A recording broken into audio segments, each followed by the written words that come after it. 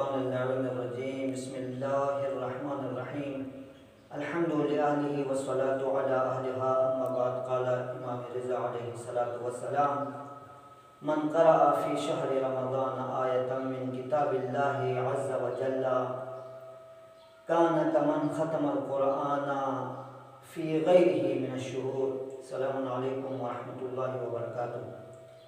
سامعین محترم، موضوع گفتگو ہے اللہ تبارک و تعالیٰ نے اس ماہ مبارک رمضان کو دوسرے تمام مہینوں پر کیوں فوقیت اور افضلیت کا مقام عطا کیا. ماہ مبارک رمضان رحمتوں کا نزول کا مہینہ ہے. یہ مہینہ برکتوں والا مہینہ ہے. یہ ایک ایسا عظیم مہینہ ہے، اس میں اللہ تبارک و تعالیٰ اپنے بندوں کے گناہوں کو معاف کرتا ہے. ماہ مبارک رمضان دعا، توبہ اور استغفار کا مہینہ ہے. یہ مہینہ اپنے خالق حقیقی سے راز و نیاز کا مہینہ ہے. یہ مہینہ ایک ایسا عظیم مہینہ ہے، اللہ تبارک و تعالیٰ اس مہینے کے برکت سے جنت کے دروازے کھول دیتے ہیں اور جہنم کے دروازے بند کر دیتے ہیں. اب یہاں پہ سوال یہ پیدا ہوتا ہے کہ اللہ تبارک و تعالیٰ نے ماہ مبارک رمضان کو اتنی عظمت اور فضیلت کو مقام و مرتبہ کیوں عطا کیا دوسرے مہینوں پر؟ تو سب سے پہلی فضیلت کہ جس کی وجہ سے خداوند متعال نے اس مہینے کو عظمت بخشی، شہر رمضان الذی انزل فیہ القرآن. یہ ایک ایسا عظیم مہینہ ہے جس میں اللہ تبارک و تعالیٰ نے قرآن مجید فرقان حمید کو اس مہینے میں نازل کیا. اس کی وجہ سے یہ مہینہ دوسرے مہینوں پر فوقیت و افضلیت رکھتا ہے. جس طرح میں نے سرنامہ کرام کرا دیا امام رضا علیہ السلام کی ایک نورانی حدیث، جس میں مولا امام رضا فرماتے ہیں کہ اس مہینے میں ایک آیت کی تلاوت کرنے کا ثواب اور دوسرے مہینوں پر کل قرآن ختم کرنے کے برابر قرار دیا. اتنی عظمت ہے کہ اللہ تبارک و تعالیٰ نے قرآن مجید کو اس ماہ مبارک رمضان میں نازل کیا. اس کی وجہ سے یہ مہینہ دوسرے مہینوں سے افضل اور برتر ہے. دوسری خصوصیت کی جس کی وجہ سے یہ مہینہ عظیم اور عظیم تر ہے، خداوند متعال نے شب قدر جیسی عظیم رات کو ماہ مبارک رمضان میں رکھا. کیا ہے شب قدر؟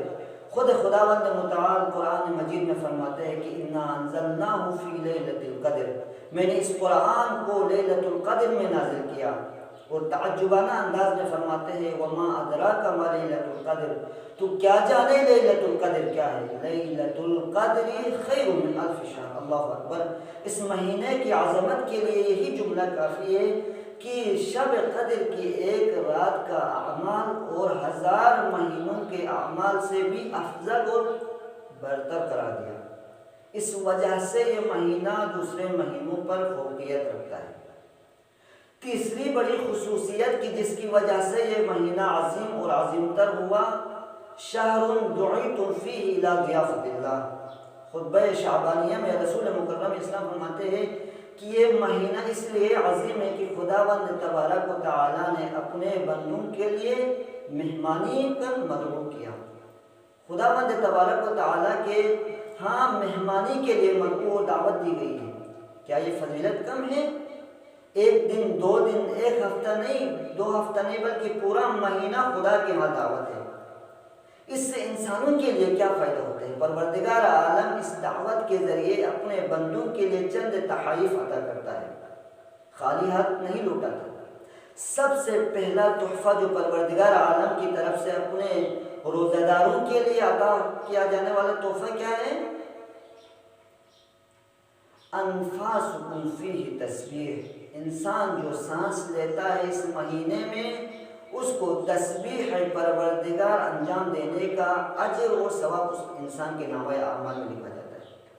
جبکہ دوسرے مہینوں میں جب تک بندہ تسبیح، تحلیل و تمحید، الحمدللہ، اللہ اکبر اور سبحان اللہ کا ورد نہ کرے، اس وقت تک اس کے نامہ اعمال میں ثواب متحقق نہیں ہوتا ہے.